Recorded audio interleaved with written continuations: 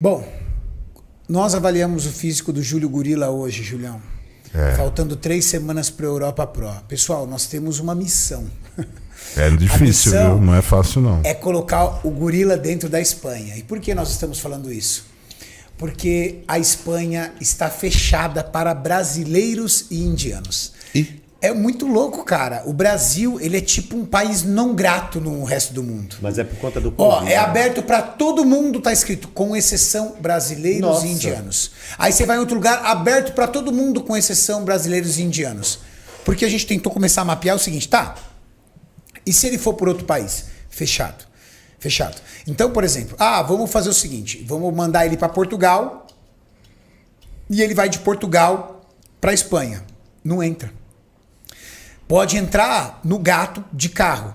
São 10 horas de viagem. Meu Deus. É o único jeito a gente mandar ele para Portugal. E de Portugal ele pegar um carro daqui 14 dias e ir para Espanha. Com um PCR pronto. O que nós estamos pensando aqui? O que nós estamos tentando? Nós falamos com o promotor do show, que foi super solícito. Ele mandou uma carta convite. E agora a gente vai tentar, junto ao consulado espanhol, explicar que é um atleta, fazer o PCR e falar assim, olha, ele está sendo convidado para esse evento, para ver se o consulado consegue abrir uma exceção para que ele entre na Espanha, mas não tem voo para a Espanha, porque como está fechado, então ele vai fazer um voo para Portugal e aí ele voa para a Espanha com essa autorização especial para entrar no país. Então a gente está nessa luta para conseguir fazer com que Gorila entre na Espanha de uma forma que não desgrace com o físico dele. Imagina o cara ficar 10 horas dentro de um carro sem parar. Né? Teria que parar várias vezes, o risco de ser pego. Então a gente está vendo. Mas ele vai competir. Se Deus quiser, vai dar tudo certo, ele vai competir. Nós avaliamos o físico dele faltando 3 semanas. Vou dar aqui a minha opinião, depois o Júlio dá. Para mim, ele está no ponto, não está nem atrasado e nem adiantado. Ele está no ponto de 3 semanas. Gorila evoluiu muito alguns grupamentos musculares que ele está buscando, como tríceps, por exemplo, antebraço. As costas dele melhorou muito, numa proporção como um todo, desde a parte baixa até a parte alta das costas. Ele tá com um vácuo absurdo. Eu nunca vi um atleta com um vácuo tão assustador como esse. Uma condição de pele muito boa. Mas a gente precisa aí lembrar do seguinte, né? Da onde ele veio e aonde ele conseguiu chegar. Quando ele chegou aqui na Max, em janeiro, o físico dele era um físico de quem não tinha dinheiro para comprar frango, para quem não tinha dinheiro para comprar proteína. Então, não sei se o Maurício consegue aí achar rapidinho o primeiro vídeo que nós fizemos com ele, que eu acho que foi em dezembro ou janeiro. E era um físico, eu acho que ele estava pesando aproximadamente 93, 95 quilos. Um físico totalmente sem densidade. Um físico daquele cara que não tinha grana para comprar proteína. Olha lá, o grande tinha ali, ó. Esse é o físico dele. Foi daí que ele partiu. Coloca aí, Mauricião, por favor. Aí, ó. Esse foi o físico... Desde então ele nunca mais saiu do CT, Renato. Desde então ele tá dormindo aqui no CT.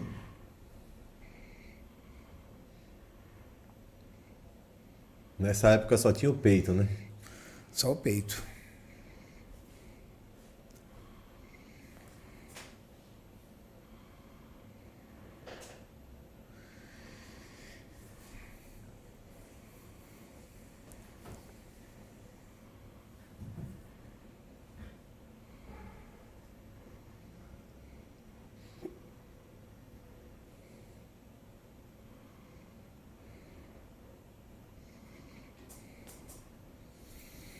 Olhando esse físico, ele melhorou quadríceps, glúteo, posterior, braço, linha de cintura e principalmente as costas. As costas ele ganhou muita espessura.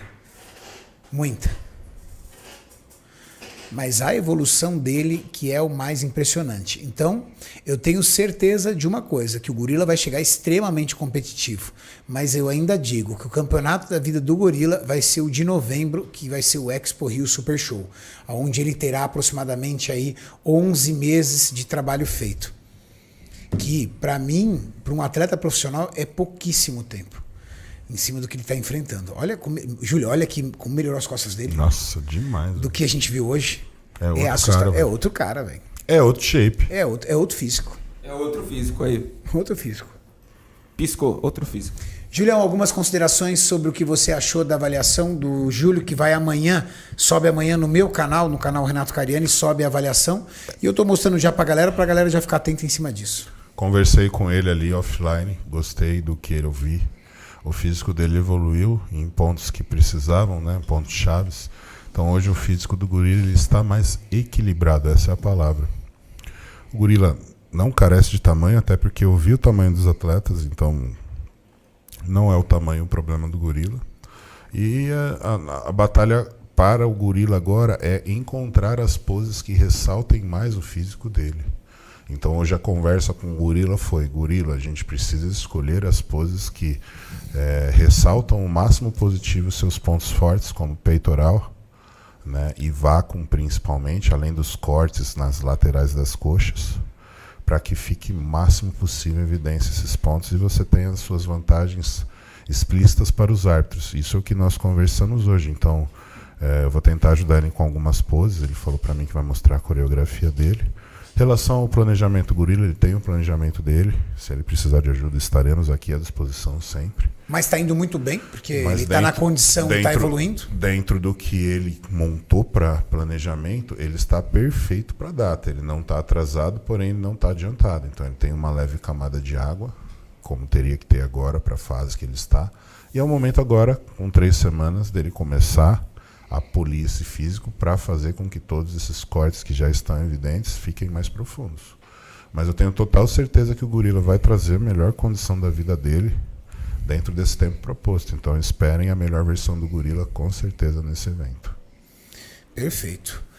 E, por enquanto, o que nós temos na Classic Physique no profissional é o Gabriel Zancanelli representando a todos nós no Brasil. Sim, por enquanto. E está ficando cada vez mais difícil, o cerco está se fechando. Está se fechando porque a gente não consegue competir, então assim...